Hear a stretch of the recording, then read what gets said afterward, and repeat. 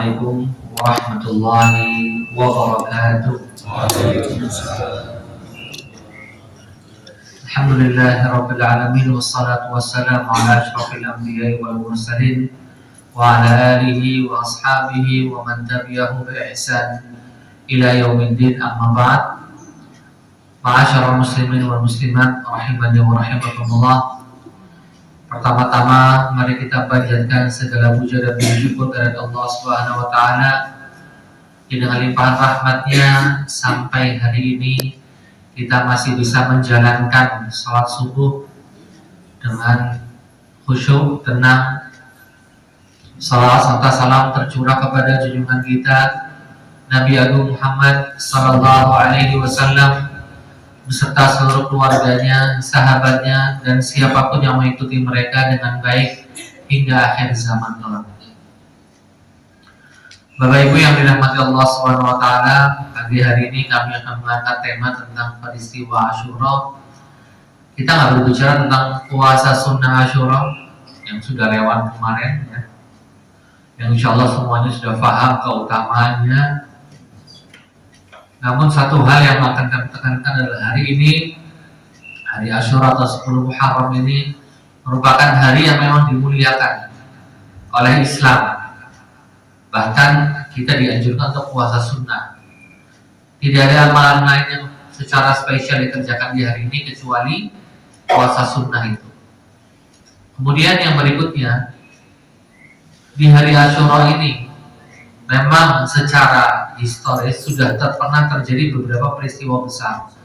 Contoh, Allah Subhanahu wa taala menyelamatkan Nabi Musa alaihissalam dari kejaran tentara Fir'aun. Di hari itu Allah tenggelamkan Fir'aun dan bala tentaranya. Di beberapa riwayat lain juga di hari Asyura ini atau 10 Muharram, bahtera Nabi Nuh alaihissalam yang saat itu Allah berikan banjir bah, ya, di bumi hampir seluruh kaum banjir. Nah, di hari itu kapal bahtera Nabi Nuh mendarat sebuah daratan baru di atas bukit Al-Judi, ya, dalam Al-Quran. Nah, disitulah terjadi pada hari 10 Muharram atau hari Asyura. Peristiwa berikutnya yang sampai hari ini mengubah sejarah Islam karena memang penafsirannya yang salah, yaitu peristiwa Karbala. Peristiwa di mana terbunuhnya Jujunda Nabi Muhammad SAW Al-Husain di daerah Karbala. Peristiwa ini dijadikan oleh sebagian orang perayaan. Ada yang dijadikan sebagian orang waktunya untuk bersedih-sedih dan menyiksa diri. Tapi kita Ahlus Sunnah wal Jamaah tidak merayakan dan tidak melakukan apapun, ya. Justru kita malah berpuasa. Bapak Ibu yang dirahmati Allah Subhanahu wa taala, sebelum bercerita tentang Karbala, kami perlu pahamkan bahwasannya saat Khalifah Utsman, berarti kita flashback dulu ya, ketika Khalifah Utsman bin Affan meninggal dunia dengan cara dibunuh oleh para perusuh yang ikut demonstrasi di ibu kota saat itu. Nah, di saat itulah mulai terjadi kesenjangan politik, ya, antar dua kubu dalam tubuh umat Islam. Kita tahu pengganti pemimpin pasca wafatnya Nabi adalah Khulafaur Rasyidin dengan urutan Abu Bakar As-Siddiq yang pertama, kemudian Umar bin Khattab, kemudian Utsman bin Affan, kemudian Ali bin Abi Thalib, dan yang terakhir Al-Hasan radhiyallahu suka dengan negara yang stabil dan lain sebagainya. Itu mulai memberikan menyebar hoax, menebar ujaran kebencian, memprovokasi masyarakat untuk apa? Untuk menggulingkan pemerintahan yang ada. Tidak tanggung-tanggung Bapak Ibu, mereka sampai mengumpulkan massa dari berbagai tempat, dari Mesir, Irak. Kita demo kan masanya ya dari Jakarta dan sekitarnya ya, masih dalam satu negara ya. Ini bisa dibayangkan masanya itu bisa dari Mesir, Irak, dan sebagian lagi dari wilayah yang sekarang jadi Irak. Dengan masa yang begitu besar, para sahabat masih bisa menangani dengan tenang ya. Delegasi-delegasi pemerintah pusat dikirim, dipahamkan, ditanya apa maksud mereka. Setelah delegasi datang memahamkan mereka, akhirnya yang tadinya sekian ribu balik ke negeri masing-masing, ke wilayah masing-masing. Tersisa ya ada mungkin nggak sampai 1.000 orang. Tetap ngeyel kepengen ke ibu kota Madinah saat itu, mau ketemu Khalifah Utsman bin Affan. Setelah mereka masuk Madinah, mereka bikin keributan di ibu kota.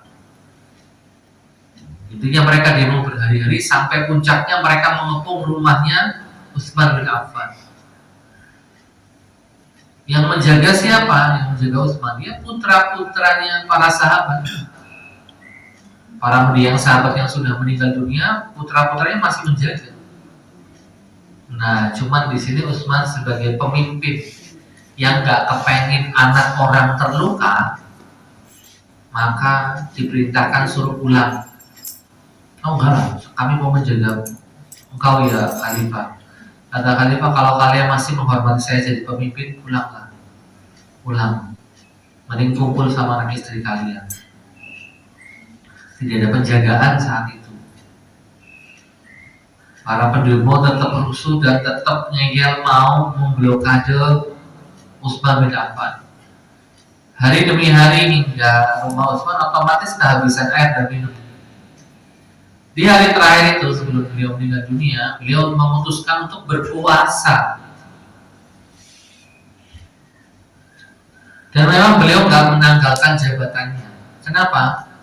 Karena Utsman sendiri sudah pernah dibilang sama Nabi Muhammad SAW saat masih hidup, wahai Utsman, kalau nanti kamu pakai baju kebesaran, ada orang yang mau menariknya, memaksamu mencopotnya, jangan, biarkan aja mereka. Nah, Utsman menafsirkan baju kebesarannya adalah jabatan kepemimpinan. Dan memang kalau Utsman nanti mau menyerahkan kepemimpinan, fitnah jauh lebih besar lagi. Para pendemo ditenangkan sama para ulama, para tokoh masyarakat di situ.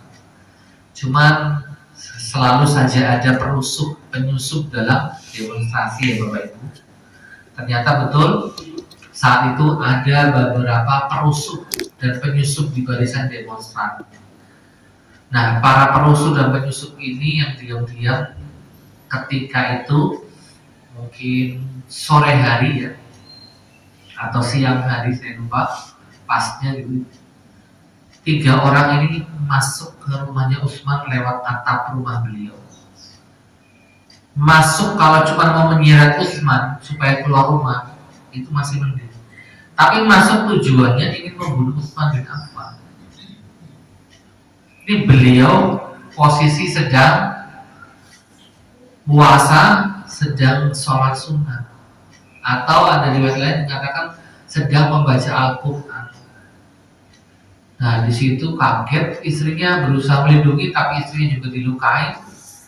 Hingga akhirnya Utsman bangkit membela diri, namun tidak menggunakan senjata apapun, sedangkan para penyusup tadi sudah bawa senjata. Ditikamlah Utsman hingga meninggal dunia dalam kondisi puasa. Dan ini yang pernah diceritakan oleh istrinya. Istrinya kan sempat dirawat, sempat hidup beberapa hari pasca kejadian itu, walaupun akhirnya meninggal dunia. Memang istrinya cerita ketika ketiduran sebelum sholat zuhur itu ketiduran, pas bangun Utsman bin Affan cerita sama istrinya, ya, wahai istriku, aku barusan ketemu Rasulullah dalam mimpi. Udah lama nggak ketemu Rasulullah dalam mimpi. Dan ketika bertemu, beliau cuma pesan Utsman, nanti buka sama saya ya. Nah, kok Rasul tahu aku sedang puasa ya? Cuman nggak diambil pikir oleh istri dan Utsman bin Affan itu sendiri hingga kejadian tersebut. Nah, Setelah terbunuhnya Utsman bin Affan, geger negara. Akhirnya Utsman bin Affan segera dimakamkan. Ya, dulu belum ada otopsi mungkin ya. Segera dimakamkan, kemudian pihak MPR, Majelis Syuyukh saat itu segera memilih pengganti Utsman bin Affan. Nah, disinilah mulai perpecahan muncul.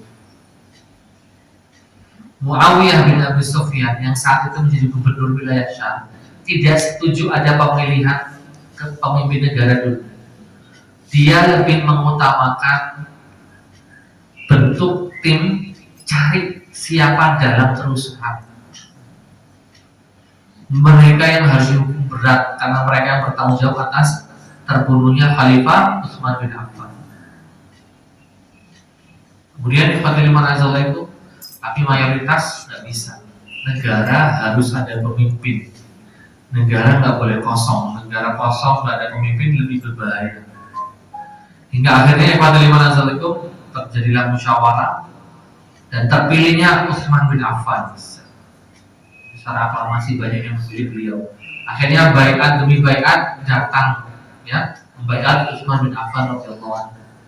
Baiat itu artinya memberikan suara sekaligus sumpah setia yang menguatkan hasil musyawarah tersebut.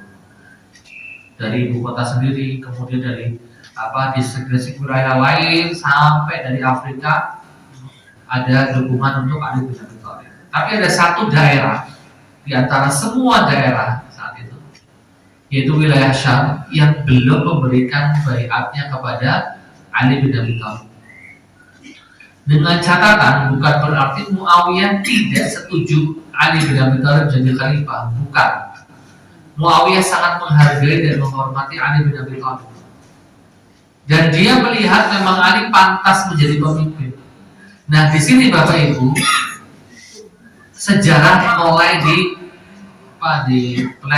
dilencengkan, diselewengkan. Orang-orang Syiah akan menulis di buku sejarah mereka dengan tegas Muawiyah bin Abi Sufyan, gubernur Syam saat itu, tidak menolak atau tidak terima kenapa Ali bin Abi Thalib menjadi khalifah. Nah, di sini sudah ada kesalahan dalam penulisan sejarah oleh sebagian orang. Padahal para sejarawan Muslim yang tidak terpengaruh dengan sekte manapun, mazhab manapun, mereka akan dengan tegas menyatakan bahwa perselisihan antara Muawiyah dan sahabat yang lain yang masih hidup hanya satu. Cari para perusuh dulu baru mengangkat pemimpin. Sedangkan mayoritas senior sahabat yang masih hidup saat itu yang memilih pemimpin segera, ya nggak bisa. Menurut mereka, ijtihad mereka mengatakan negara nggak boleh kosong. Itu saja Bapak Ibu. Tidak ada Muawiyah menyatakan akan berontak, tidak ada. Nabi rahmat Allah Subhanahu wa taala terbukti saat itu keretakan ini dicium oleh negara tetangga. Tapi negara tetangga ini bukan tetangga yang baik ya, tetangga yang memang selalu bikin onar sama umat Islam, yaitu Imperium Romawi, Bizantium Romawi. Saat itu rajanya ngirim surat ke Muawiyah. Intinya gini, wahai gubernur Muawiyah, kami siap bantu pasukan untuk menjadikan Anda raja di wilayah Anda.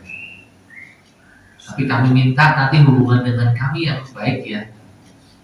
Apa jawaban Muawiyah? Dan jawaban ini terukir dalam sejarahnya. Dari Muawiyah, gubernur Syam, kepada anjing Romawi, sekali lagi Anda ikut campur urusan kami, maka akan saya siapkan pasukan, kepalanya di Damaskus, ekornya di Madinah. Wassalam. Surat ini langsung menggetarkan Bizantium Romawi. Berarti umat Islam masih belum bisa diadu domba.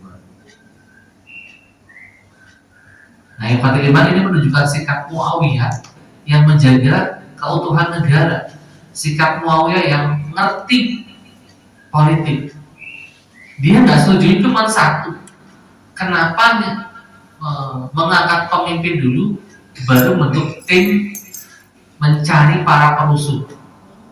Maksudnya Muawiyah bikin tim dulu baru mengangkat pemimpin. Kenapa Muawiyah seperti itu? Karena Muawiyah bagian dari keluarga besar Utsman bin Affan. Begitu. Nah, Assalamualaikum. Ini bukan masalah perbedaan pilihan partai politik kecebong dan kampret ya, bukan ya. Itu di negeri kita ya. Ini perbedaan tersebut perbedaan istihad dalam mengambil tindakan. Dan mereka tidak ada sekali lagi pemberontakan dan lain sebagainya. Hingga akhirnya terjadi peristiwa Jamal ya atau Onta, yang saat itu Ali bin Abi Thalib datang mau menemui Muawiyah. Datang otomatis dengan bawa pasukannya. Muawiyah juga ngirim pasukan sebagai wakilnya beliau. Ketika dua pasukan bertemu, ya saling salaman, wong saudara sama muslim. Sholat maghribnya kadang diimami sama pihaknya dari Ali bin Abi Thalib, sholat isyanya kadang dari pihaknya Muawiyah bin Abi Sufyan. Tenang, nggak ada masalah. Perundingan berjalan lancar. Tapi sekali lagi Bapak Ibu, penyusup itu ada di mana-mana. Ketika kedua pasukan sedang lelah beristirahat di tengah malam, para perusuh yang di dua pasukan ini bikin onar yang ada di barisannya Ali bin Abi Thalib atau di barisan pemerintah pusat, melemparkan anak panah ke kemah-kemahnya pasukannya Syam atau pasukannya Muawiyah bin Sufyan. Nah, para perusuh yang ada di barisannya Muawiyah juga sama melemparkan anak panah ke kemah-kemahnya pasukannya Ali bin Abi Thalib. Disitulah terjadi kekacauan. Sampai semuanya angkat senjata, ya, sampai banyak yang terbunuh. Ibunda Aisyah radhiyallahu anha sudah mau keluar dari medan pertempuran dadakan itu, tapi saat berjalan haudajnya, tandunya itu miring. Sampai Aisyah baru berjalan dengan ontanya, itu haudajnya sudah miring, jatuh. Salah satu di antara tentara teriak, ibunda kita mau jatuh. Di saat itu semua pertempuran berhenti. Karena ada ibunda Aisyah radhiyallahu anha di tandunya di atas onta yang sudah mau jatuh. Di saat itulah pertempuran berhenti. Di saat itu ibunda Aisyah langsung undur diri kembali ke Madinah. Ya. Di saat itu, saat mereka berhenti, mereka sadar banyak korban di antara mereka. Nah, dari zaman itu sudah ada perusuh Bapak Ibu. Ini dikenal dengan peristiwa onta berdarah. Maksudnya karena di situ ada figur luar biasa yang bisa menenangkan kaum muslimin, yaitu ibunda Aisyah, dan satu-satunya istri Nabi yang masih hidup waktu peristiwa ini hanya Aisyah radhiyallahu anha. Aisyah juga orang yang menuntut dengan keras, menyuarakan kepada pemerintah saat itu segera cari pelaku atau perusuh yang membunuh Utsman bin Affan. Masyaallah muslimin azalaikum, singkat cerita, ibu kota dipindah sama Ali bin Abi Thalib sementara dari Madinah ke Kufah sambil mengawasi banyak banyak keributan di zamannya Ali bin Abi Thalib, sampai para sejarawan bilang kalau khalifahnya atau pemimpinnya bukan Ali bin Abi Thalib, itu negara sudah hancur. Tapi pemimpinnya cerdas, tahu hukum, tahu diplomasi, jadi banyak gejolak ya yang bisa dipadamkan sama Ali bin Abi Thalib. Semuanya dipadamkan selama beliau 5 tahun memimpin. Hingga akhirnya di suatu subuh beliau mengimami di Masjid Kufah, beliau ditusuk dari belakang. Sebenarnya para perusuh sudah ngirim 3. Yang satu suruh bunuh Ali bin Abi Thalib di Kufah, yang satu mereka sudah menargetkan membunuh Muawiyah bin Abi Sufyan, dan yang ketiga mereka menargetkan Amr bin As, gubernur Mesir. Ini semua public figure yang memang suara masyarakat saat itu tuh ada di mereka. Yang di Mesir hanya terluka, gagal membunuh. Yang di Damaskus yang mau menazarkan Muawiyah nggak bisa masuk karena Muawiyah penuh dengan ketat penjagaannya. Yang berikutnya lagi yang di Kufah berhasil karena Ali bin Abi Thalib posisinya sedang sholat, benar-benar sedang sholat. Pembunuhnya tuh nggak di saf pertama, di saf ketiga, tapi masuk gitu ya, dan menusuk Ali bin Abi Thalib dari belakang. Gugurlah beliau sebagai seorang pemimpin, sebagai tokoh panutan masyarakat saja. Nah, kemudian Bapak Ibu yang dirahmati Allah Subhanahu Wa Taala, karena pemimpin tidak ada, otomatis segera melantik pemimpin yang baru. Diadakan musyawarah, muncullah nama Ali Husain, putranya Ali, Al Hasan, putranya Ali, dan disetujui oleh anggota rapat saat itu, para member, mungkin istilah kita MPR-nya disetujui. Diangkatlah Hasan bin Ali sebagai Khalifatul Muslimin yang kelima setelah ayahnya meninggal dunia. Tapi beliau dipimpin bukan karena anaknya Ali bin Abi Thalib, bukan, karena memang kedudukan posisi beliau itu sangat dihormati banyak orang. Dan kalau beliau yang dipilih, hampir bisa dikatakan 99,9% semuanya akan terima, itu pasti. Ketika beliau sudah dibaiat, beliau memimpin.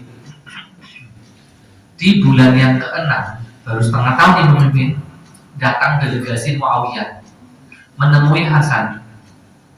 Dan inti suratnya gini, inti delegasinya ini. Hasan, di sini saya bukan merendahkan Anda sebagai pemimpin kami. Cuman saya melihat Anda itu terlalu muda jadi pemimpin. Bisakah Anda membedakan mana pengkhianat, mana orang yang loyal terhadap negeri kita? Bisakah Anda menghadapi pasukan Romawi yang setiap hari mengusik perbatasan negara kita? Menurut saya nih ya, serahkan kepemimpinan pada diri. Nanti kalau aku sudah meninggal dunia, kamu lanjutkan.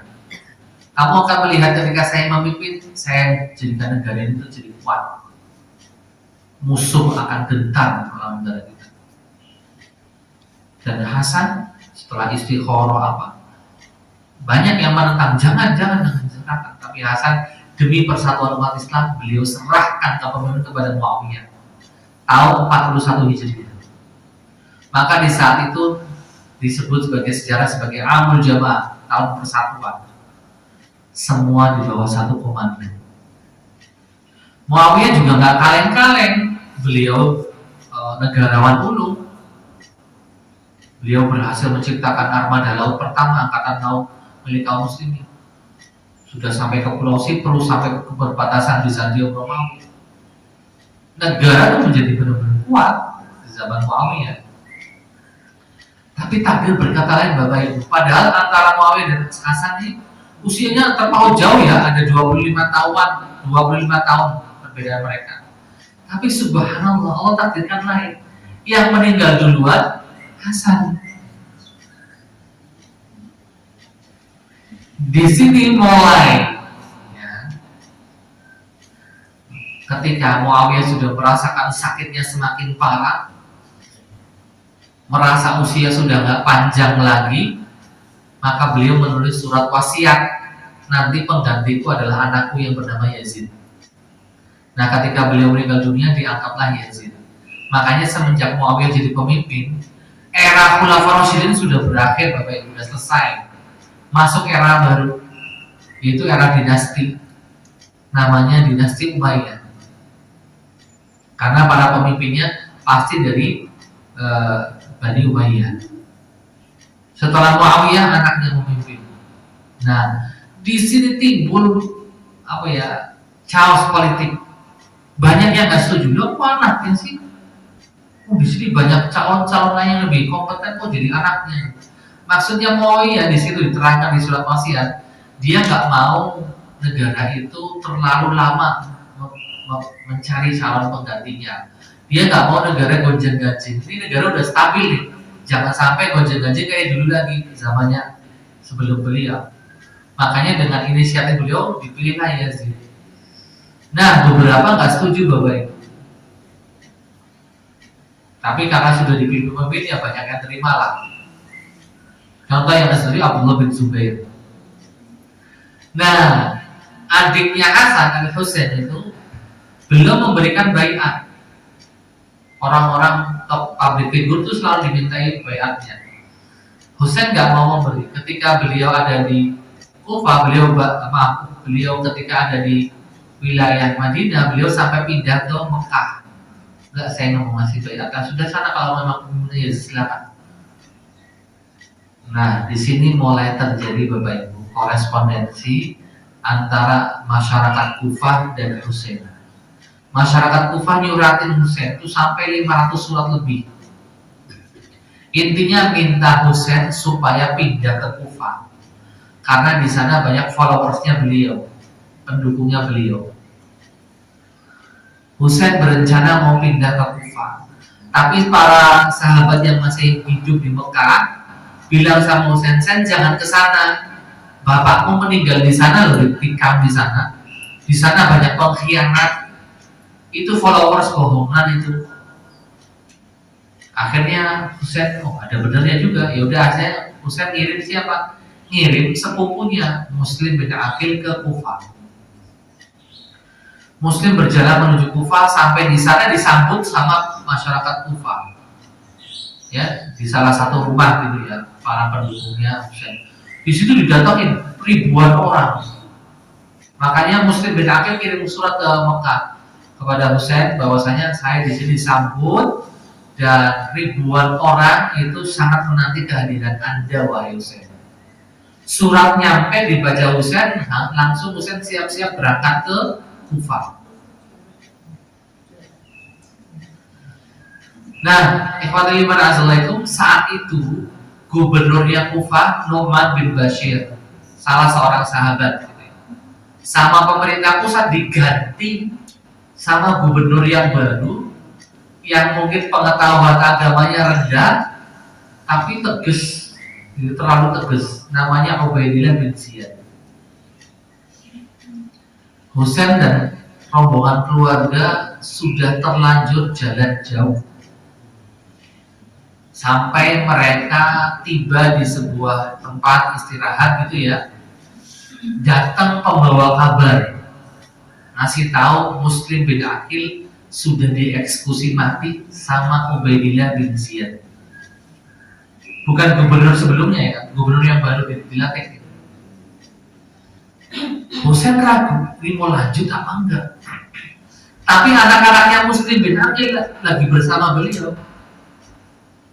Anak-anaknya Muslim bin Aqil bilang sama Husain, paman, jangan balik ke Mekah dulu dong, kita ke Kufah dulu, kita pastikan apakah ayahku terzolimi sampai beliau dieksekusi mati, atau mungkin sekedar di penjara. Husain pun tiba kepada anak-anak Muslim bin Aqil. Oh iya benar juga, udah kita datang aja ke Kufah.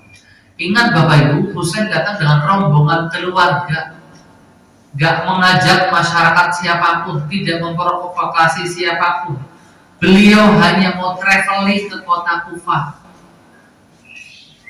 Beliau membawa keluarga besar, tidak membawa siapapun dan pasukan manapun. Sampailah beliau di area, di daerah yang namanya Karbala, sebuah nama yang sangat asing. Bahkan kata beliau, namanya kok unsur-unsur musibah ya, karbun wabala, musibah dan petaka artinya. Menurut beliau menafsirkan nama Karbala. Ma'asyiral muslimin a'azzallahu, rombongannya Husain itu antara 60 sampai 70 orang. Sebagian wanita, 35-an itu perempuan, sisanya laki-laki. Dengan kondisi yang seperti itu Bapak Ibu, si gubernur baru ini yang sangat congkak mengepung Husain dan rombongannya. Ngepungnya mending cuma 100 pasukan 4.000 pasukan dibawa.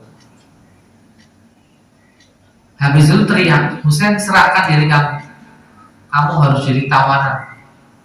Loh, salah saya apa? Saya datang gak bawa senjata, saya datang gak memberontak, saya datang cuma mau menemui masyarakat Kufah yang memang mereka meminta aku untuk datang. Oh gak bisa. Kata Husain, udah gini aja, saya kasih kamu 3 pilihan. Biarkan aku lanjut ke Kufah, atau yang kedua aku kembali ke Mekah atau ke Madinah, ke tempat asalku, atau yang ketiga kamu kawal aku ke ibu kota, ke Damaskus, supaya aku bisa menemui Yazid. Kata Ubaidillah, 3-tiganya saya tolak, saya nggak mau. Kamu harus jadi tawanan. Oh nggak bisa, saya nggak punya salah.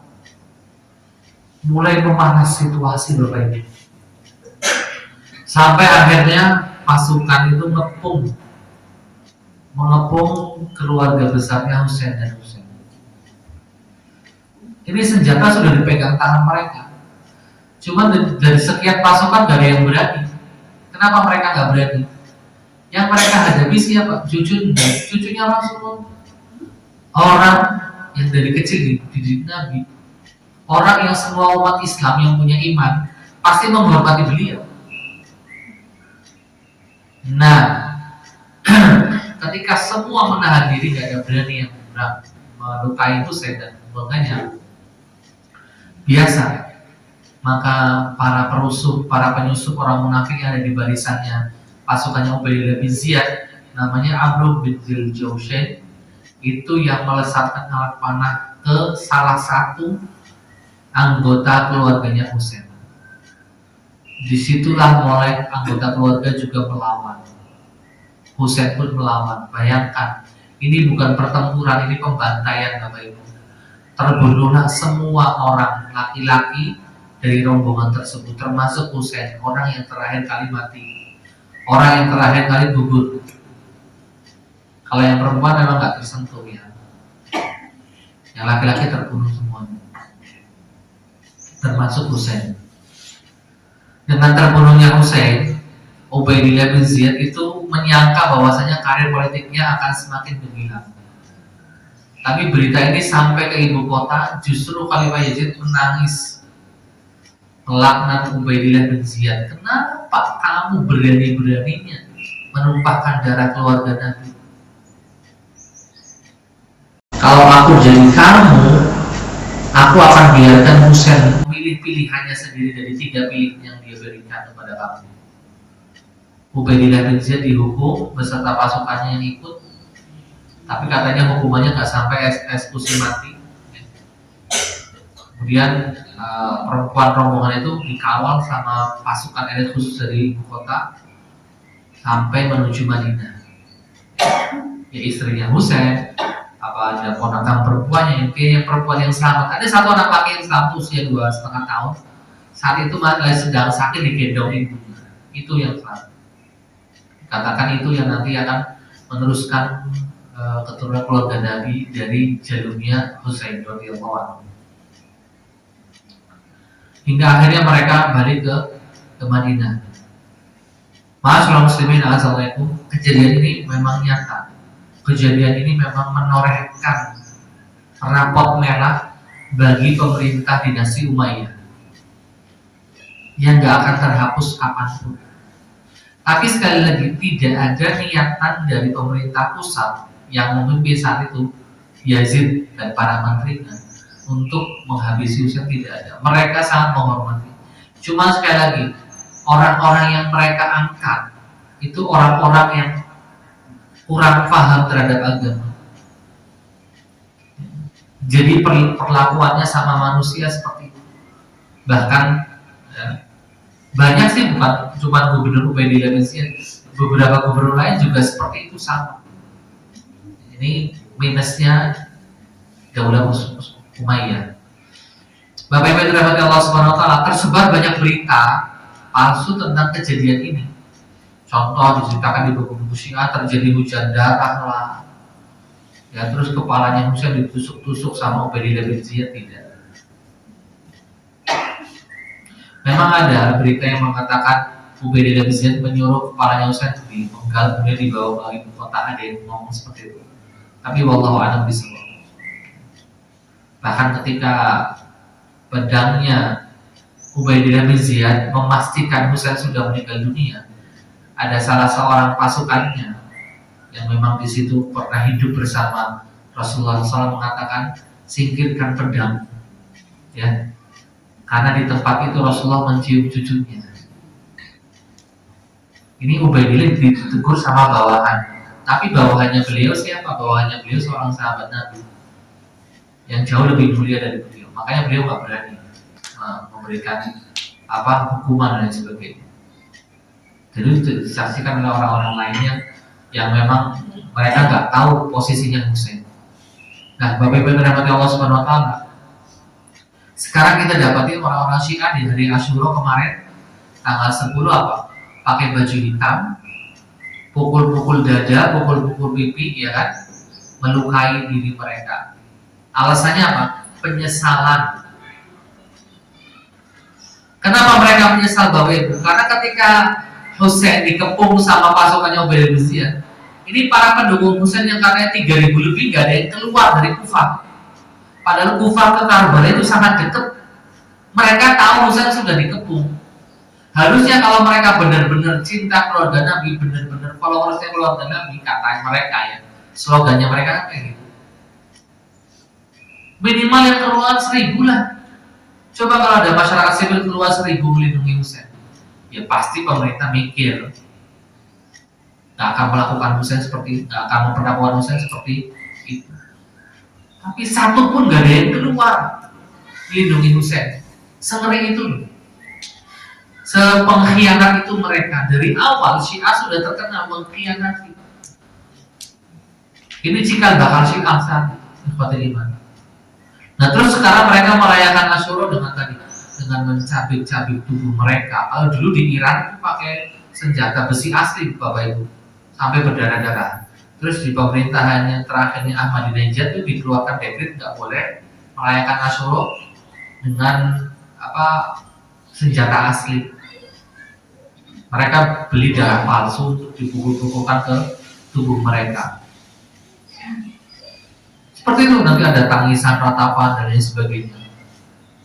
Bapak Ibu kalau di Purwokerto, Bapak Ibu bisa lihat di musola yang di belakang KPI Suluk itu ada perayaan Asyura di sana. Nah, Khawatir Iman Azal itu kalau di Bandung jelas ada, di Bangil apalagi Jawa Timur itu tempatnya Syiah ya. Tanggal 10 Muharram pasti mereka pakai baju-baju hitam, kumpul, kemudian tadi ya pukul-pukul diri mereka, menunjukkan penyesalan mereka karena mereka nggak keluar dari kota Kufah untuk mendukung Husain. Dan memang mereka seperti itu Bapak Ibu. Syiah kan katanya cinta keluarga Nabi, tapi itu omong kosong. Mereka tuh pilih-pilih. Mereka hanya mengagungkan keturunannya Husain. Itu pun nggak semua ada keturunannya Husain mereka agungkan. Mereka hanya memilih keturunannya Husain dengan istrinya yang dari mantan putri kerajaan Persia. Husain punya 3 istri, punya anak keturunan dari 3 istri tersebut. Tapi yang mereka agungkan yang hanya dari istri, yang mana istri ini mantan putri kerajaan Persia. Ketika kerajaan Persia runtuh di zaman Umar bin Khattab, 3 putri rajanya tertawan ke Madinah. Selama di Madinah, 3 putri raja ini ternyata memeluk agama Islam, hingga akhirnya dinikahkan sama orang-orang yang juga ternama. Waktu itu pemerintah bilang, ini walaupun tawanan, dia kan kelasnya putri raja, masa mau dinikahkan sama rakyat sipil yang biasa, yang nggak punya bukan berdarah bangsawan atau orang-orang yang pabrik itu. Akhirnya salah satunya dinikahkan kepada cucunya Nabi, yaitu Husain. Nah dari keturunan putri Persia ini sama Husain, disitulah Syiah mengagungkan. Kalau yang lainnya tidak akan diagungkan, dimuliakan sama Syiah. Silakan Bapak Ibu bisa cek. Ini di sini kita semakin mengerti bahwasanya Syiah itu propaganda, sebuah aliran yang memang sengaja dibikin untuk memecah belah umat. Dan tujuan mereka apa? Mereka ingin berjaya kembali seperti zaman dahulu kerajaan Persia berjaya. Ma'asyiral muslimin, a'azzalaikum. Makanya ketika saya ditanya, Ustaz gimana ya? Iran terus-terusan nyerang Israel, kita dukung mana? Ya kita senang rudalnya Iran ke Israel, kita senang bahagia. Cuman kalau kita sampai dukung Iran, kayaknya enggak deh. Kenapa Ustaz? Karena Iran sudah terbukti dia membantu banyak rezim membantai umat Islam. Waktu di Suriah, waktu zamannya Presiden Bashar Assad, waktu di Irak juga sama. Jadi nggak ada dalam sejarah itu ya, sejarah kita orang-orang Syiah itu berkorban untuk kaum muslimin, tidak ada. Adanya berkhianat iya. Masih ingat ketika pasukan Mongol di bawah pimpinan Hulagukan mengepung Baghdad, saat itu sudah terjadi negosiasi bagus antara pasukannya Mongol sama pasukan Baghdad yang saat itu dipimpin sama dinasti Abbasiyah. Tapi ujung-ujungnya ada pejabat menteri namanya Muhammad bin Al-Qawmi, dia seorang Syiah. Dia pintar ngomong, dia pintar delegasi. Justru dia menemui sendiri Hulagukan. Dia bilang sama Hulagukan, jangan biarkan khalifah dan keluarganya hidup. Nanti kalau dia pindah ke lain tempat, dia akan mengumpulkan pasukan menghabisi Anda. Cepat habisi dia. Akhirnya apa? Hulagukan terpengaruh, dihabisi keluarga khalifah. Saat itu habis-habisan, Baghdad dibantai habis-habisan. Semua orang dibunuh. Yang gak dibunuh cuma orang-orang Syiah yang sudah menyatakan kesetiaannya sama Hulagukan dan orang-orang non-Muslim. Dibantai habis-habisan, Baghdad dibakar. Perpustakaan terbesar di dunia saat itu juga ikut dijarah, dibakar. Itu contoh pengkhianatan yang sangat diketahui banyak orang yang membaca sejarah. Contoh lain Bapak Ibu, masih ingat ketika Jenderal Salahuddin Ayyubi membebaskan Baitul Maqdis atau Yerusalem dari cengkraman pasukan Salib? Memang beliau minta tolong sama orang-orang Syiah di Mesir, sama dinasti politik Fatimiyah di Mesir yang notabene Syiah untuk bantu dia? Enggak. Justru beliau membereskan dinasti ini, digulingkan, dihapus dari Mesir. Al-Azhar ditutup setahun sama beliau, diganti kurikulumnya jadi kurikulum Ahlus Sunnah wal Jamaah. Dosen-dosennya semua diganti sampai hari ini. Jadi memang Al-Azhar yang mendirikan orang Syiah dengan kurikulum Syiah, tapi sama Salahuddin diganti semuanya. Sampai hari ini Al-Azhar sekarang menjadi benteng Sunni, jadi benteng Ahlus Sunnah wal Jamaah. Padahal yang mendirikan pertama kali orang-orang Syiah semua. Memang masih ada madzhab Syiah yang dipelajari di Al-Azhar masih. Dan semua siswa yang pernah belajar syariah di sana pasti akan belajar juga beberapa madzhab Syiah, hanya untuk mengenali ini yang namanya madzhab Syiah yang tersebar di beberapa belahan dunia, di Oman, di Irak, di Yaman, di Irak, madzhabnya seperti apa. Bapak Ibu dirahmati Allah Subhanahu wa taala, dan masih banyak riwayat-riwayat palsu yang melebih-lebihkan peristiwa berdarah Karbala. Yang jelas ini rapot merah. Rapot merahnya dinasti Umayyah. Dan memang Husain, sikap kita terhadap peristiwa ini apa? Ya, Husain mati syahid dalam keadaan terzolimi. Sudah, itu sikap kita yang paling tenang.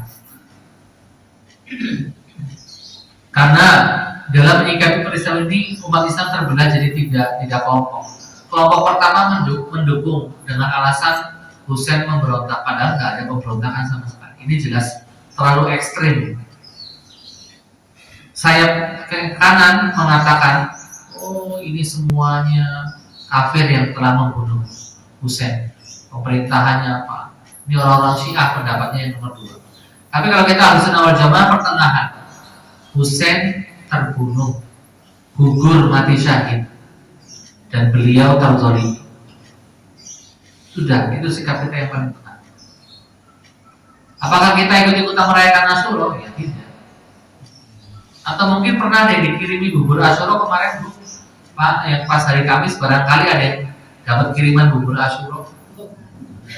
Karena ada beberapa tempat ikut-ikutan latah bikin bubur Asyura. bayangan mereka itu kebiasaan yang bagus. Ini ada seorang ibu di pengajian nanya, Saat bikin bubur Asyura nggak? Ngapain Bu? Loh, saya lihat di YouTube itu orang ada pada bikin bubur Asyura, sampai saya cari searching cara bikin bubur Asyura. Saya bikin deh, emang enak Bu. Tapi itu kebiasaan orang-orang yang merayakan Asyura, dan kita orang Ahlussunnah wal Jamaah tidak merayakan. Kalau kita dikasih ya terima aja, tapi nggak usah sampai bikin, berarti ibu ikut merayakan. Nah, beberapa daerah yang bikin ikut-ikutan latah bikin bubur Asyura, ikut-ikutan latah pakai baju hitam, kadang mereka nggak ngerti maksudnya dibalik itu semuanya apa. Ya ini kan fenomena warga kita kan kadang latah banget gitu ya, belum tahu maksudnya apa sudah ikut-ikutan. Ya mungkin ada yang pakai bubur suro kejawen dan sebagainya, karena mereka menafsirkan bulan Muharram itu bulan sial. Kalau kita enggak, bulan suro itu bukan bulan sial, nggak ada kesialan di situ. Makanya teman-teman yang mau menikah di bulan suro nikah aja, nggak ada masalah, nggak ada hubungannya. Bapak Ibu, anggapan sial itu sudah ada sejak zaman Nabi. Dulu waktu zaman Nabi awal-awal diangkat jadi Rasul, itu anggapan sial di bulan Syawal. Makanya Nabi menikahi Aisyah sengaja di bulan Syawal. Habis itu malah diikuti semua banyak umat. Nah, sunnah lah nikah di bulan Syawal. Dulu Syawal dianggap sial. Nah, dulu di wilayah kita bulan Syawal itu bulan sial. Orang anti bikin hajat di bulan Syawal. Sekarang sudah mulai edukasi, sudah mulai banyak yang sadar dan lain sebagainya. Ya banyak pernikahan. Ini kemarin ada beberapa undangan pernikahan di bulan Muharram. Alhamdulillah. Ada teman-teman dari guru kami, ya, ada alumni dan lain sebagainya. Ya. Nggak ada ya kita kepercayaan seperti itu. Jangan sampai kita ikut-ikutan kepercayaan seperti itu. Atau bahkan lebih parahnya, menentukan tanggal pernikahan pakai hitungan weton dan lain sebagainya. Ini nggak bisa, ini nggak boleh. Karena itu apa? Menganggap ada hari baik, hari sial. Dalam akidah kita nggak ada hari baik, nggak ada hari sial. Hari sial itu hari dimana kita maksiat, itu sial. Udah, bukan karena tanggal, bukan karena hari, bukan karena bulan. Itu dalam akidah kita. Karena seorang muslim selalu positive thinking. Bapak Ibu yang dirahmati Allah Subhanahu wa taala, mungkin jarang di antara kita yang melihat kebiasaan Asyura ini ya, sekali lagi. Namun di beberapa daerah ada, dan sayangnya beberapa teman Ahlussunnah wal Jamaah yang belum paham ikut-ikutan, diajakin sama temannya yang Syiah, dress code-nya hitam, ikut pakai hitam. Pas masuk acara bingung, kok acaranya aneh kayak gini ya,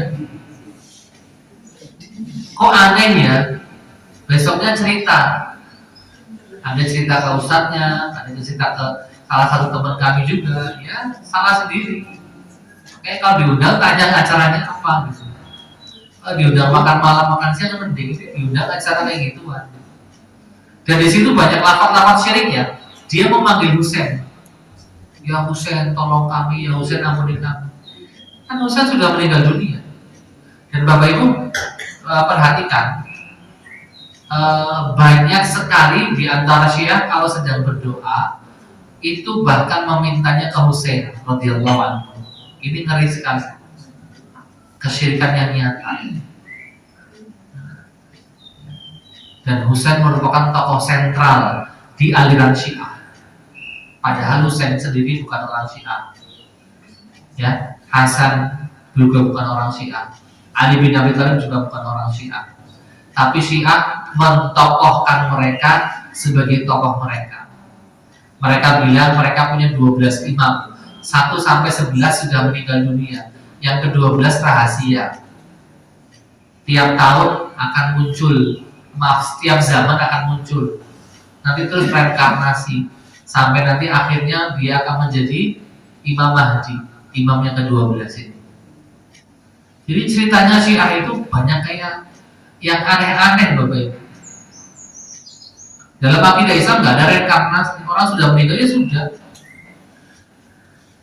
Nah, Syiah mempercayai itu di beberapa imamnya. Jadi imam di Syiah itu udah kayak maksum, udah kayak nabi, nggak punya salah. Ya. Makanya banyak praktek yang mengenaskan di Iran. Ya, perempuan dipaksa menikah dengan seorang figur ulama. Kenapa? Ya karena tadi mereka menghalalkan kawin kontrak. Ya, sengeri itu. Apa yang dipraktekkan di Iran itu jauh dari ajaran agama Islam. Bapak jalan-jalan di Teheran hari Jumat, mau nyari masjid Jumatan itu susah banget Pak. Karena di Syiah nggak ada Jumatan. Kita harus cari jauh sekali di pinggir kota Teheran. Oh, baru ada masjid Ahlussunnah wal Jamaah. Di situ ada sholat Jumat. Kesaksian dari beberapa traveler Muslim yang saat itu kedapatan hari Jumat di Teheran. Ini nyata Bapak Ibu. Jadi memang kita dengan Syiah beda server gitu. Cuman seolah mereka menyatakan yang mereka kami Muslim gitu. Kiblat kami sama. Tapi kan Anda lihat ideologinya, dasar ideologi sudah banyak yang berbeda. Fikihnya apalagi. Ya, jadi Hadirin Azza itu ini beberapa yang bisa kami sampaikan terkait peristiwa Asyura yang sering dirayakan oleh Syiah di hari tersebut ya. Semoga bisa memberikan wawasan baru tentang hari ini, dan sekali lagi kita sebagai umat Islam harus lebih kritis dan melek sejarah sehingga tidak mudah terprovokasi atau hanyut dengan kata-kata atau sejarah yang sudah dipelintirkan. Aku qouli hadza wa astaghfirullah li wa lakum.